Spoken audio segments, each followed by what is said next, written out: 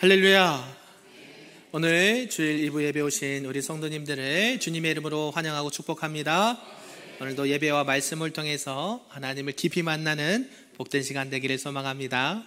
아멘. 네, 오늘은 우리 주일학교와 또 청대부 우리 장년부가 함께 연합으로 예배를 드립니다. 2부 예배 후에 기간별 모임이 있어서 이렇게 연합으로 예배 드려서 이렇게 함께 드리게 되었습니다. 우리 주일학교 학생들 반가워요. 네, 이때 얼굴 보는 것 같아요. 아무튼 말씀을 통해서 많은 은혜 있기를 바랍니다. 아멘. 우리 옆 사람과 우리 이렇게 축복하면서 오늘 이렇게 인사 나누도록 하겠습니다. 따라서 해볼까요? 하나님의 은혜와 사랑을 나누는 자가 됩시다. 은혜와 사랑을 나누는 자가 됩시다. 아멘. 사랑하는 성도 여러분, 오늘날 우리 시대가 참 빠르게 진행이 되는 것 같습니다. 오늘이 벌써 6월 마지막 주가 되었습니다. 2025년 송구영 신년 예배 드린 지가 이제 이렇게 신년 또 특색을 보낸 지가 이렇게 엊그제 같은데 벌써 6개월이라는 시간이 흘렀다라는 것이죠. 시간이 그렇게 빨리 지나가고 또 그럼에도 불구하고 해야 될 일들은 쌓여 있고 또 마음은 그와 못지않게 점점 각박해지는 것을 보게 된다라는 것이죠. 그러한 우리 인생의 바쁘고 또 각박한 인생 가운데 하나님께서는 우리에게 어떻게 말씀하기를 원하시느냐 봤더니 이렇게 말씀하시는 것 같아요. 내가 오늘 너를 위해서 지금도 은혜밭을 일구고 있단다 라고요. 오늘 루키 2장 말씀이 바로 이 은혜밭에서 피어난 하나님의 사랑 이야기를 우리가 살펴본다는 것입니다. 이것은 과거 이 루키 시대에만 있었던 것이 아니라 오늘날 2025년도를 살아가는 우리들에게도 동일하게 역사하시는 말씀이다라는 것이죠. 우리가 잘 알고 있듯이 루키의 이 시대적 상황의 배경은 언제입니까? 사사기 마지막 시대였다라는 것이죠. 하나님을 모르고 하나님의 말씀도 없고 이스라엘의 왕이 없으므로 각자 자기 소견에 옳은 대로 행했던 그 시대, 영적으로 암울하고 침체된 그 시기에 오늘 루키를 말씀하고 있다라는 것입니다. 그리고 이 룻은 고향이 모압 땅입니다. 모압이라는 것은 이방 땅이죠. 그리고 남자도 아니고 여인이었다라는 것이죠. 이 이방 땅, 모압 땅의 여인으로서 이 유대 전통에 따르면 하나님의 언약 밖에 있는 사람이었다라는 것이죠. 당시에는. 그런데 그런 룻이 어머니 나오미와 함께 어머니가 섬기는 하나님을 섬기겠다라고 또 어머니를 섬기겠다라고 하면서 이 베들레헴, 유다 땅 베들레헴으로 이사를 오고 거기에 지금 적응하면서 살아가고 있는 그런 룻의 모습을 보고 있습니다. 다시 말하면 이제 하나님의 백성으로 살아가겠다라고 이렇게 결정을 하고 어머니와 함께 이 유대 땅으로 온 것이죠. 그런데 왔는데 그의 삶이 어떤 상황이냐고 봤더니 그저 이삭을 주어서 끼니를 때워야 되는 상황에 있는 그런 룻의 모습이었다라는 것이죠. 여인으로서 또 한 사람의 인격체로서 전혀 보장이 없는 삶을 살아가고 있는 것이 지금 룻의 이 여인의 모습이라는 것입니다. 앞이 보이지 않고 골짜기는 깊어서 그냥 믿음 하나 붙잡고 지금 어머니와 함께 온 그 룻의 모습이 우리가 살펴본다라는 것이죠. 우리는 인생을 살아가면서 내가 왜 여기 있을까? 내가 어디로 가야 할지 모르겠고 하루하루 버티며 사는 것은 아닐까? 이렇게 생각할 때가 있다라는 것이죠. 그래서 우리가 생각지도 않는 어떤 이직이나 실직을 당했을 때 또 갑자기 예기치 않은 질병이나 환경이 이렇게 나에게 다가왔을 때 어떻습니까? 우리는 하나님 왜 이런 일이 우리에게 일어납니까? 나에게 일어납니까? 이렇게 물을 수밖에 없다라는 것이죠. 그런 가운데 이 루키에서는 조용히 하나님께서 이렇게 말씀하시는 것 같아요. 너는 상황만 보지 말고 너의 걸음걸음 한 걸음도 주목하고 인도하는 나 하나님을 바라봤으면 좋겠다라고요. 우리가 잘 알고 있는 창세기 24장에 보면 이제 아브라함의 종 엘리에셀이 나옵니다. 엘리에셀이요, 이삭의 아내를 찾기 위해서 먼 길을 떠납니다. 그는 어떤 기준이 없습니다. 그냥 믿음 하나, 믿음 하나 들고 이렇게 여인을 찾아갔는데요. 근데 우연치 않게 우물가에서 리브가를 만나게 된다라는 것이죠. 겉보기에는 어떻습니까? 우연인 것 같은데 하나님께서는 이 우연이 아니게끔 일하시고 계신다라는 사실이에요. 오늘 본문의 룻과 보아스도 마찬가지죠. 룻은 이렇게 우연히 이삭을 주우러 갔는데 그 밭으로 가서 이삭을 줍다 보니까 그 밭이 누구 밭이었어요? 보아스의 밭이었다라고 성경은 말씀하고 있습니다.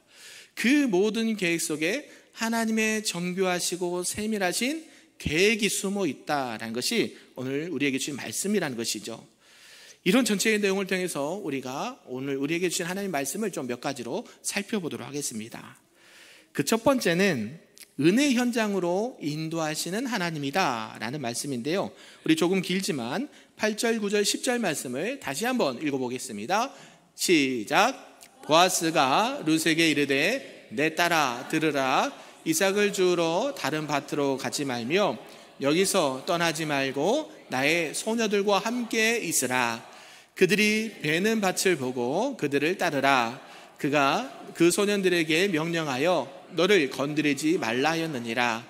목이 마르거든 그릇에 가서 소년들이 길어온 것을 마실지니라 하는지라. 룻이 엎드려 얼굴을 땅에 대고 절하며 그에게 이르되 나는 이방 여인이거늘 당신이 어찌하여 내게 은혜를 베푸시며 나를 돌보시나이까 하니. 아멘. 오늘 말씀도 아까 말씀드렸듯이 룻이 그냥 이삭을 주우러 갔고 그 이삭을 주우러 간 밭이 보아스의 밭이었다라는 것이죠. 하나님께서는 하나님의 일하시는 방법이 때로는 우연을 사용한다라는 것이죠. 이 우연이란 단어 우리가 지난주에도 좀 살펴보았는데요. 이 히브리 원문을 좀 직역을 하면 어떤 의미가 있냐면 그녀의 길이 그녀를 인도하여 거기에 이르게 했다라는 의미가 있습니다. 결국 이것은 룻 스스로가 간 것이 아니라 누군가의 손에 이끌려서 인도되듯 갔다라는 의미예요. 그러니까 결국 룻은 누구의 인도에 따라서 간 거예요? 하나님의 인도하심 속에, 하나님의 계획하심 속에 그 밭으로 인도함을 받았다라는 것을 알 수가 있습니다. 이 장면에서 우리는 하나님의 섬세하고 하나님의 세밀하신 인도하심을 보게 된다라는 것이죠. 여러분, 하나님의 인도하심이다 라고 생각하면 무엇이 먼저 떠오르십니까? 굉장히 큰 기적을 보여주시거나 아니면 하나님의 음성을 들려주시거나 뭔 이적과 표적을 통해서 하나님의 인도하심을 나타내주면 쉽게 알 수가 있는데요. 하나님은 그러게 하는 것보다 어떻게 일하시냐면 오늘 본문처럼 우연히 일상의 삶에서 내가 길을 갔는데 누구를 만났는데 어때요? 그 모든 계획과 발걸음이 하나님의 큰 계획 속에 있었다라는 사실입니다. 이러한 가운데 룻은요 그냥 어머니와 생계를 유지하기 위해서 밭에 나왔습니다. 그냥 먹을 양식 좀 얻어 보려고 절박함 하나로 이렇게 나온 룻이었다라는 것이죠. 낯선 땅, 낯선 언어, 또 문화를 가지고 그 길에서 먹고 사는 문제로 얼굴을 가리면서 떼약볕에서도 그 이삭을 죽기를 마다하지 않는 룻이었다라는 것이에요. 근데 하나님께서는 그때에 그녀를 은혜의 밭으로 인도하셨다라는 사실입니다. 보아스가 11절에 말한 대로 우리 11절 한번 읽어볼까요? 화면 띄워주실까요? 시작.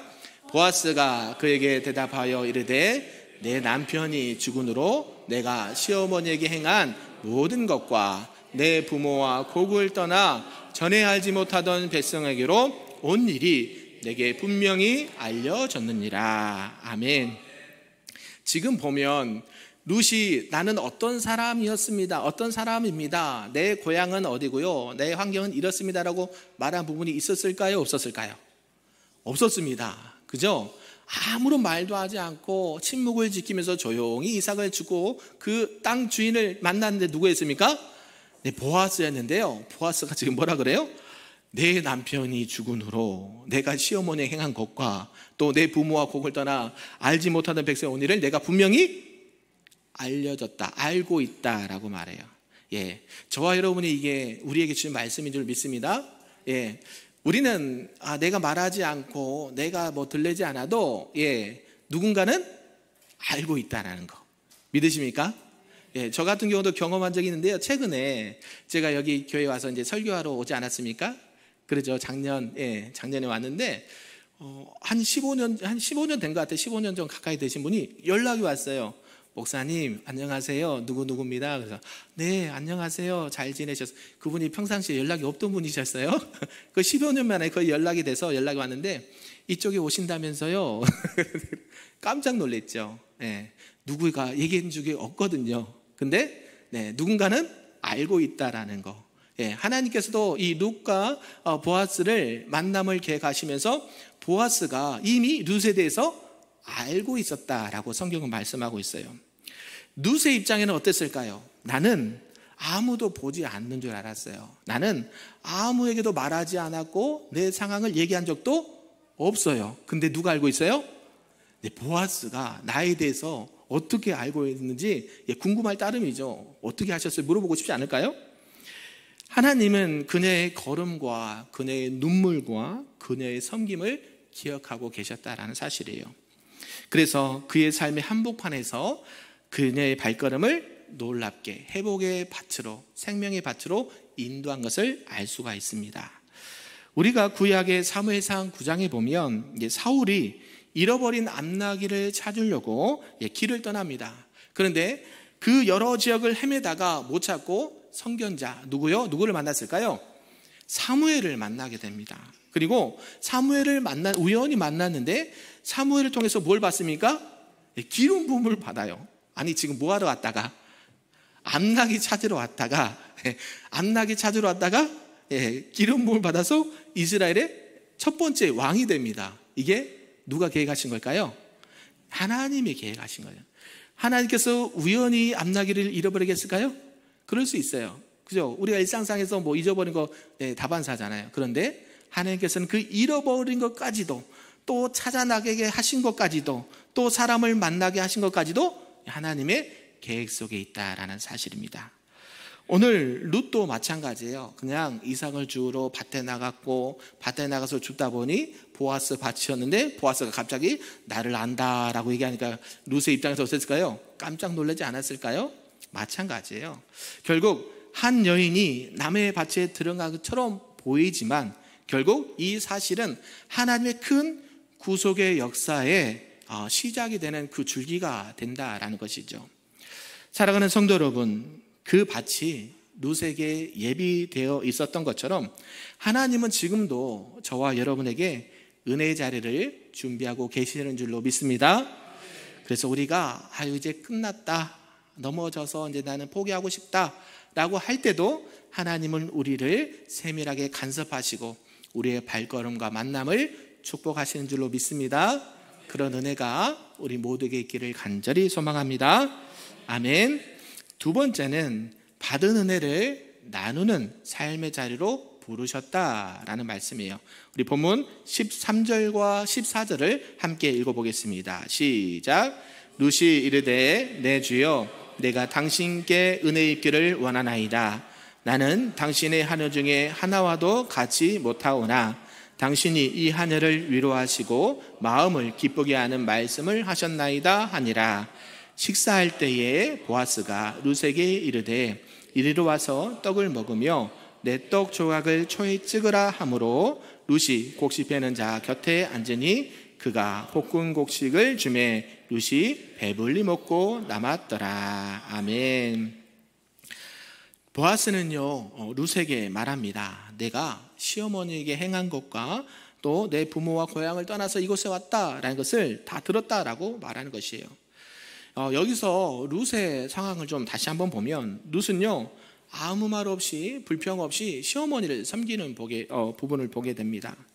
고향도 가족도 다 친척도 내려놓고 그냥 어머니와 함께 이렇게 홀연단신으로 이렇게 왔다라는 것이죠. 그런데 이 이야기를 누군가는 알고 있었고 듣고 있었다라는 것입니다. 그리고 그것을 우리는 어떻게 할까요? 그냥 흘려보낼 수도 있지 않습니까? 누가 그렇다더라 하면 어때요? 그럴 수 있어 라고 할 수 있는데 그래요?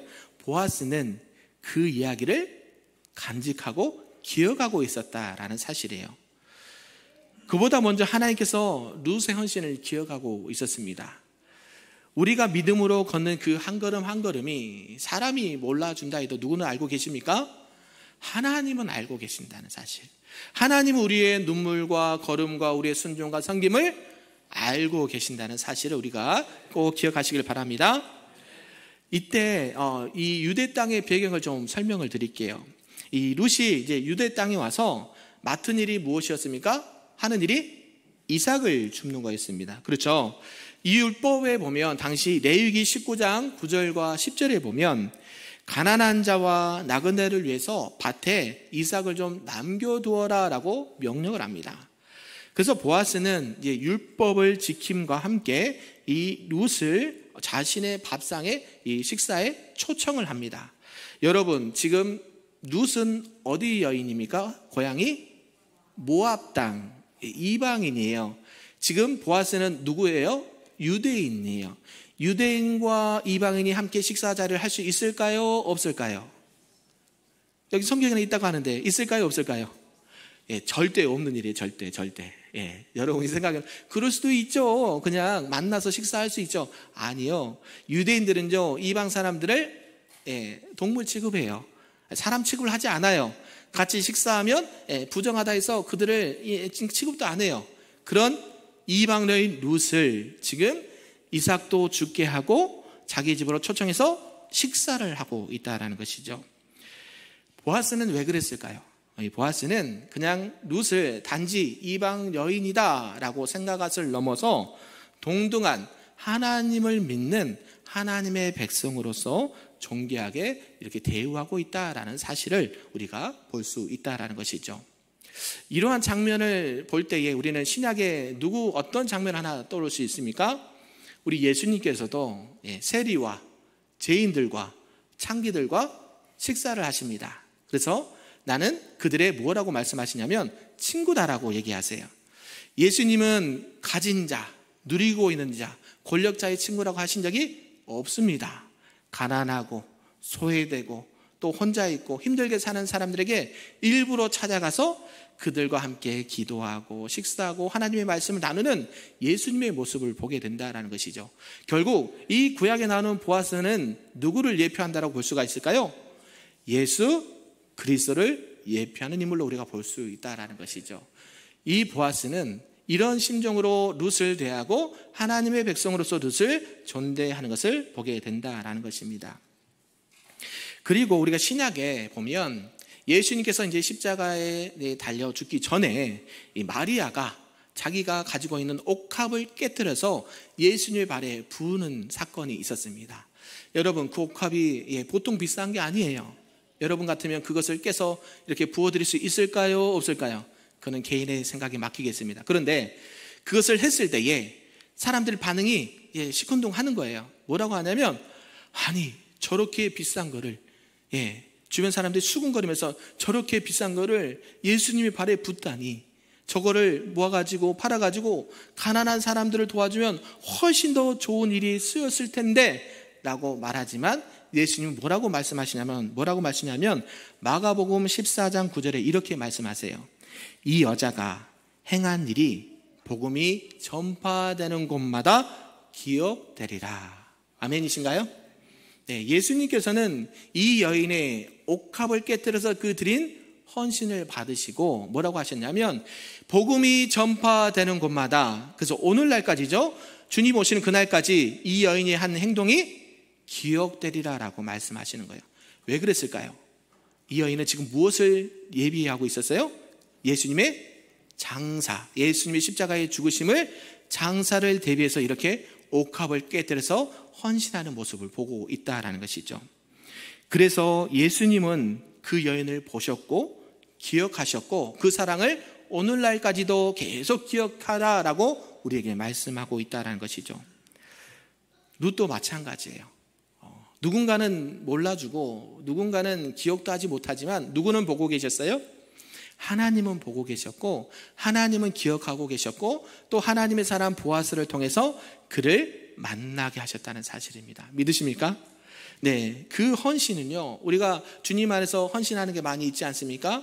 네, 사람을 보면 시험에 듭니다. 하나님을 보고 하시길 바랍니다. 왜요? 사람은 감정이 기복이 심해서요, 좋을 때도 있고 안 좋을 때도 있지만 우리 하나님 그렇지 않아요.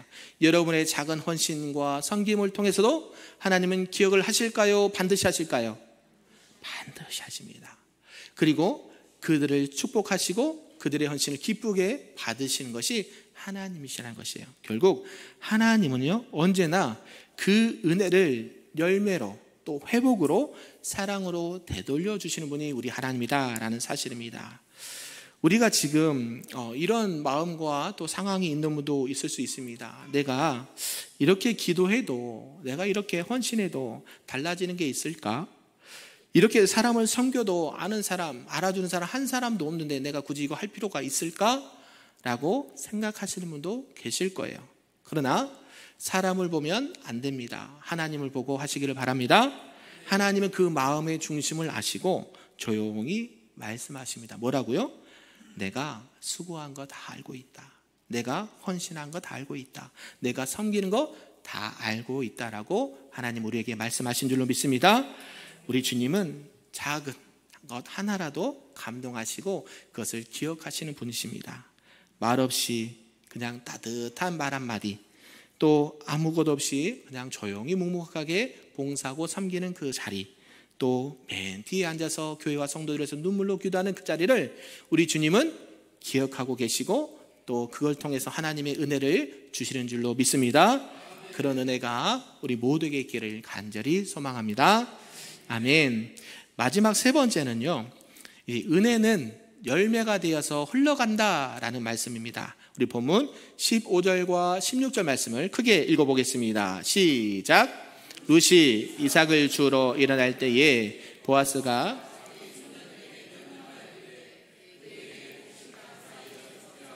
책망하지 말며 또 그를 위하여 곡식 다발에서 조금씩 뽑아 버려서 그에게 죽게 하고 꾸짖지 말라 하니라. 아멘. 지금 본문에 보면 보아스가 룻에게 이삭을 줄 때 고개를 들지 않도록 배려할 뿐만이 아니라 일부러 하인들에게 곡식을 흘려주어라 라고 얘기하고 있습니다. 그리고 뭐라고 혼내지 말고 마음껏 가져갈 수 있도록 허락해줘라 라고 얘기하고 있습니다. 지난주에 우리가 살펴봤듯이 룻은요, 이삭을 줄 때 어디서 주었습니까? 이삭이 많은 중앙에서 주었을까요? 아니면 별로 없는 저 끝에서 주었을까요? 끄트머리라 했잖아요. 저 끝에서 사람들 볼까봐 고개 푹 숙이고 이삭을 줍는 그 여인이었는데, 이제 보아스를 만났는데 지금 보아스가 뭐라 그래요? 룻이 이제 식사 끝나고 이삭을 주러 일어날 때에 그 보아스가 자기 소년들에게 명령했습니다. 일한 사람들에게 곡식단 사이에서 죽게 하고 책망하지 말라. 그러니까 곡식이 많은 그 단에서 죽게 하고 너희는 그를 위해서, 룻을 위해서 다발에서 조금씩 일부러 흘려라. 일부러 흘려서 뭐 하도록? 많이 가져갈 수 있도록 이렇게 배려를 하라라는 것이죠. 지금 보아스는 그런 마음으로 지금 이렇게 하고 있다는 것이에요. 이것을 단순한 배려라고 생각할 수 있을까요? 아니지요. 이것은 계획된 은혜고 또 의도된 사랑이라고 우리가 표현할 수 있다는 것입니다. 보아스는 룻이 그냥 한 끼 먹고 해결할 수 있는 간단한 이렇게 음식을 준 것이 아니라 누군가는 돌볼 만큼, 누군가는 채워줄 수 있는 만큼 넉넉히 주라는 것이었다는 것이죠. 이 룻은 그것을 가져가서 어떻게 했을까요? 혼자 배불리 먹었을까요? 아니죠. 어머니도 먹고 주변 사람들과 함께 나눠 먹었을 것 같아요. 룻은 그 곡식을 들고 시어머니 나오미에게 돌아가서 그 받은 은혜를 혼자 품지 않고 어머니와 이웃들에게 나눈 것을 보게 됩니다.